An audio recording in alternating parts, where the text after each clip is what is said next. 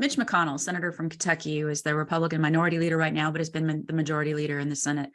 One of the things that he's always, one of his key aspects of his playbook for getting things done is to manufacture a crisis and establish a deadline, because in his mind, that's the only way that he can get the Senate to come together and move forward. What else in your mind is a successful element for getting a deal done? For example, is it a divided Congress? Is it a united Congress? Is it an aspect where the government leads and the people follow? Or is it that the people are ahead of Congress in saying that you need to address this problem?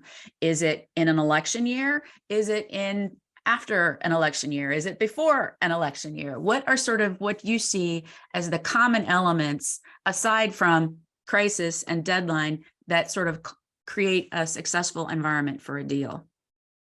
Yeah, let me take a stab at that. And as I have my scars, of which I'm very proud of, or maybe I'm not so proud. Simpson Bowles, the super committee, and the Biden budget negotiations. And Bill was involved in a number of those as well. And sadly, all of them failed. They failed for, I think, fundamentally the same reason, which is that the only way to reduce the deficit is to cut spending and raise taxes.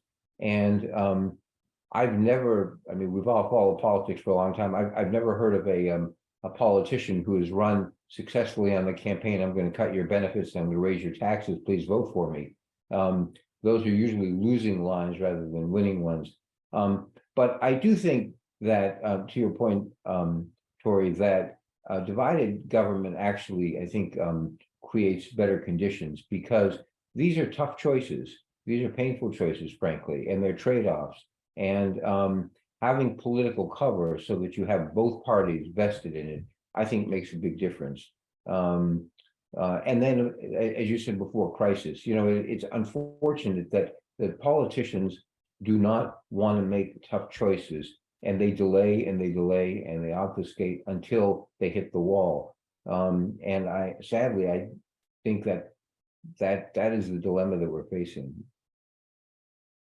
I think, Tori, excellent question, and I toyed with this in my own mind as to what is required here.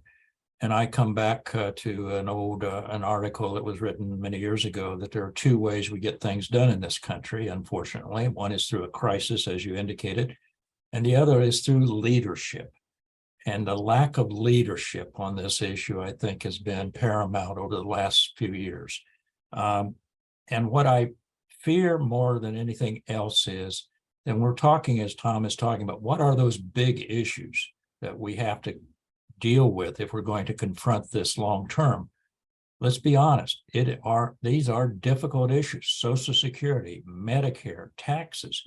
If you cannot convince the American public that there should be some changes in those programs that impact them directly, they're not going to feed that into their elected official to move forward. And the elected official is not going to push them. And as a consequence, nothing happens. We end up in the crisis situation. So that lack of leadership is critical here, I think, at the top level, to convince the American public this is an issue that should be addressed. And unfortunately, not going to like it. There are sacrifices that have to be made on both sides. But if you are concerned about the future of this country, your children, your grandchildren, you've got to be focusing on this long term.